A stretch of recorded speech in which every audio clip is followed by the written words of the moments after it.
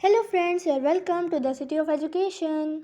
So friends, today we discuss class 9 chapter 4 which was named as structure of an atom कि atom का structure कैसा होता है. So firstly we will discuss about what is an atom कि atom होता क्या है. Atom is smallest and basic unit of matter. जो atom है ये सबसे छोटी और आधारभूत इकाई है मैटर की. सो फ्रेंड्स, जो एटम है ये ग्रीक वर्ड एटोमोस से आया है जिसका मतलब है अनकटेबल, जिसको हम आगे क्या नहीं कर सकते, कट नहीं कर सकते, मतलब फर्दर डिवाइड नहीं कर सकते हैं. मतलब कि जो एटम है ये सब एटॉमिक पार्टिकल्स होते हैं और ये 3 तरह के होते हैं. कौन कौन से? Electron, proton and neutron. Electron के पास है नेगेटिव चार्ज, प्रोटॉन के पास है पॉजिटिव चार्ज और न्यूट्रॉन के पास है न्यूट्रल, मतलब कि नो चार्ज, इसके पास कोई चार्ज नहीं है. इलेक्ट्रॉन को हम डिनोट करते हैं ई नेगेटिव, मतलब कि इसके पास क्या है, नेगेटिव चार्ज है. प्रोटॉन को हम डिनोट करेंगे पी पॉजिटिव, मतलब इसके पास क्या है, पॉजिटिव चार्ज है. और न्यूट्रॉन को हम एन से डिनोट करेंगे क्योंकि इसके पास कोई चार्ज नहीं है. सो इसके ऊपर पॉजिटिव नेगेटिव कुछ नहीं लगेगा. सो फ्रेंड्स देखिए, जैसे ये कि क्या है, ये है एक मैटर. इसके अंदर क्या है, छोटे छोटे पार्टिकल्स हैं. यदि अगर हम इन छोटे छोटे पार्टिकल्स को जूम करेंगे तो ये कुछ इस तरह से दिखाई देंगे. ये एक ऐसी सिचुएशन है जिसमें हम इनको ना तो कट कर सकते हैं ना डिवाइड कर सकते हैं. उस सिचुएशन में इनको क्या बोलेंगे, हम इनको बोलेंगे हम एटम. ये होते हैं atom. Now we discuss about how small was an atom, कि एटम कितना छोटा हो सकता है. सो कितना छोटा हो सकता है एक एटम. सो फ्रेंड्स, 1 सेंटीमीटर के स्पेस में देखिए, जैसे ये 1 सेंटीमीटर का जो स्पेस है ना, ये है 1 सेंटीमीटर का स्पेस. इसमें कितने एटम आ सकते हैं, इसमें 10 करोड़ एटम आ सकते हैं. मतलब 10U मतलब 10 करोड़ एटम आ सकते हैं 1 सेंटीमीटर के स्पेस में. कितने स्पेस में, 1 सेंटीमीटर के स्पेस में. So friends, now we discuss about structure of an atom, कि एटम का स्ट्रक्चर कैसा होता है. सो फ्रेंड्स, बहुत सारे साइंटिस्ट आए हैं. जो एटम का जो स्ट्रक्चर है, इस स्ट्रक्चर को बताने के लिए डिफरेंट एक्सपेरिमेंट हुए हैं और यहाँ पर बहुत सारे साइंटिस्ट आए हैं और उन्होंने डिफरेंट स्ट्रक्चर बताए हैं. किसके, एटम के. कुछ साइंटिस्ट ने बताया कि जो एटम है ये वाटरमेलन की तरह है. कुछ ने बताया कि ये पुडिंग की तरह होता है.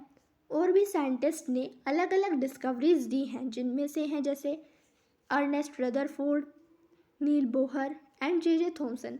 इन तीनों साइंटिस्ट के बारे में हम इस चैप्टर में पढ़ने वाले हैं. सो फ्रेंड्स, जो एटम का स्ट्रक्चर है वो कुछ इस तरह से है.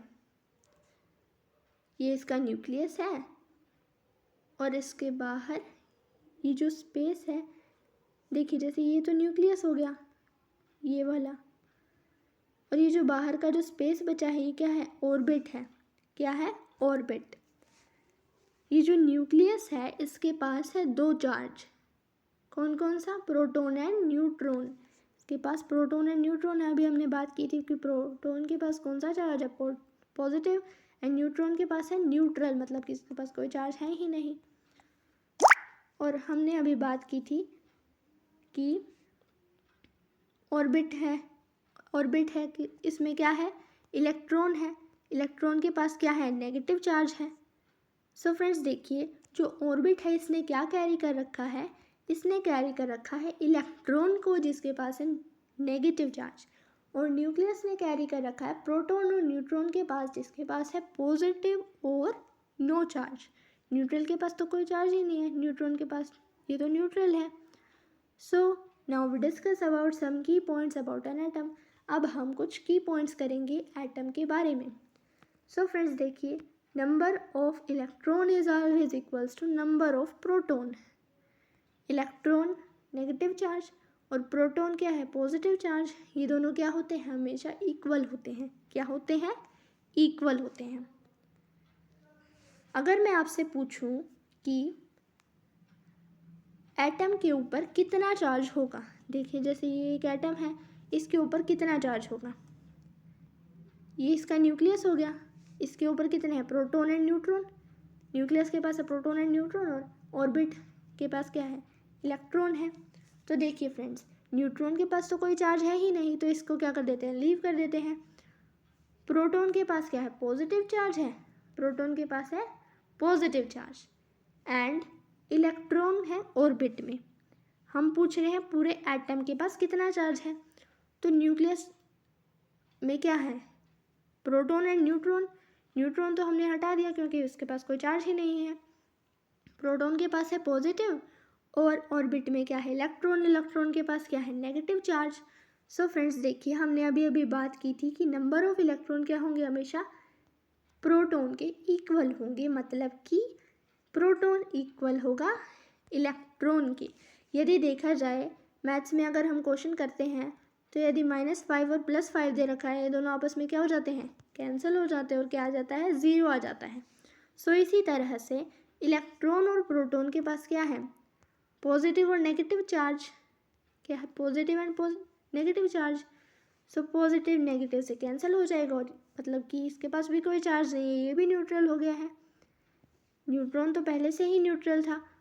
अब इलेक्ट्रॉन और प्रोटॉन आपस में कैंसिल होके क्या हो गए हैं, न्यूट्रल हो गए हैं। So atom wall is an neutral, मतलब कि जो पूरा एटम है इसके पास चार्ज नहीं है। यदि मैं बात करूं न्यूक्लियस पर कितना चार्ज होगा, न्यूक्लियस पर कितना चार्ज होगा, देखिए फ्रेंड्स, ये है एटम और ये है इसका न्यूक्लियस।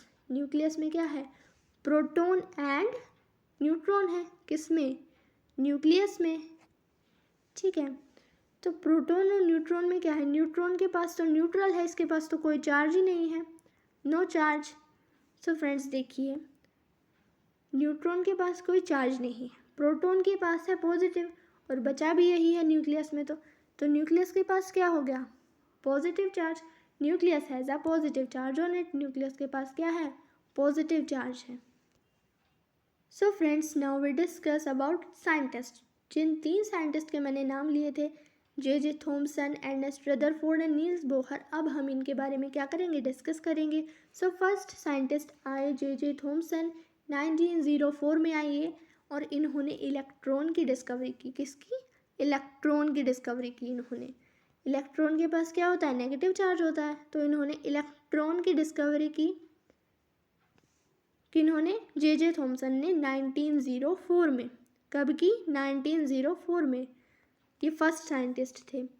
पर ये एटम का स्ट्रक्चर बताने में क्या हो गए, फेल हो गए। ये एटम का स्ट्रक्चर बताने में फेल हो गए। इनके बाद आए नेक्स्ट साइंटिस्ट, सेकेंड साइंटिस्ट थे अर्नेस्ट रदरफोर्ड। ये आए 1911 में। कब आए, 1911 में। कौन आए, अर्नेस्ट रदरफोर्ड सेकेंड साइंटिस्ट थे और ये आए 1911 में। 1911 में कौन आए, अर्नेस्ट रदरफोर्ड। सो जो जे थॉमसन के जो मॉडल में जो कमियां रह गई थी वे किन्होंने बताई, अर्नेस्ट रदरफोर्ड ने बताई। और इन्होंने इनकी कमियां बताई, पर ये भी फेल हो गए एटम का स्ट्रक्चर बताने में। एटम का स्ट्रक्चर बताने में ये भी फेल हो गए।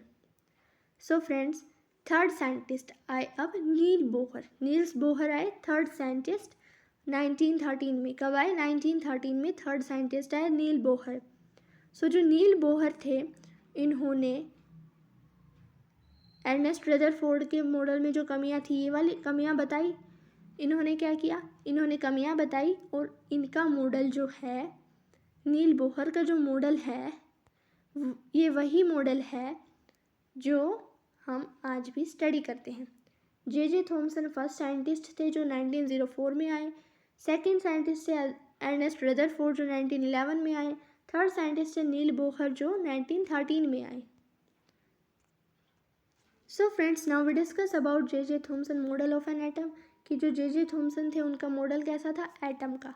उन्होंने एटम के मॉडल के बारे में बताया था, पर उनका मॉडल क्या हो गया था, फेल हो गया था। अब उन्होंने क्या बताया था ये देख लेते हैं। An atom is a uniform pair of positive charge in which electrons are embedded. जो एक एटम है ये क्या है, एक यूनिफॉर्म स्पेयर है ऑफ पॉजिटिव चार्ज। देखिए जैसे ये एक एटम है, ये एक यूनिफॉर्म स्पेयर है, ठीक है। इसके पास क्या है, इसके ऊपर क्या है, ये पूरा जो एटम है ना, इसके पूरे के ऊपर क्या है, पॉजिटिव चार्ज है। ठीक है, ये जो पूरा एरिया है इसके ऊपर है पॉजिटिव चार्ज। ठीक है, इस पूरे के ऊपर है पॉजिटिव चार्ज। इन विच, जिसके अंदर क्या है, इलेक्ट्रॉन्स हैं आर एम्बेडेड, जिसके अंदर स्थापित हैं इलेक्ट्रॉन्स, जिसके अंदर इलेक्ट्रॉन्स स्थापित हैं, अंतर्निहित हैं।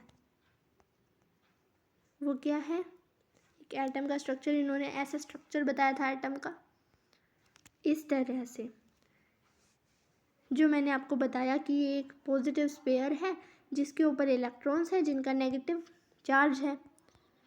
ठीक है, सेकंड इन्होंने क्या बताया, the number of electrons embedded is such that the total negative charge on all the electrons is equal to the positive charge, so the atom as whole is electrically neutral.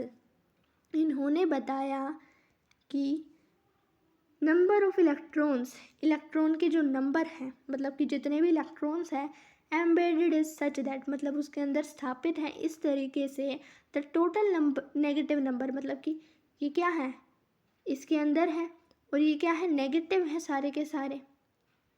ठीक है, इनके पास क्या है, negative charge electrons के पास, और ये उसके अंदर स्थापित है। ठीक है, ऑन ऑल द इलेक्ट्रॉन्स, ये सब क्या कहलाते हैं, इलेक्ट्रॉन्स हैं, इनके पास नेगेटिव चार्ज है और ये उसके अंदर स्थापित है, is equal to the positive charge. ये जो नंबर ऑफ इलेक्ट्रॉन्स हैं ये किसके इक्वल है, पॉजिटिव चार्ज के इक्वल है। देखिए, इलेक्ट्रॉन और प्रोटॉन क्या है, इक्वल है। ये हमने अभी थोड़ी देर पहले डिस्कस किया था कि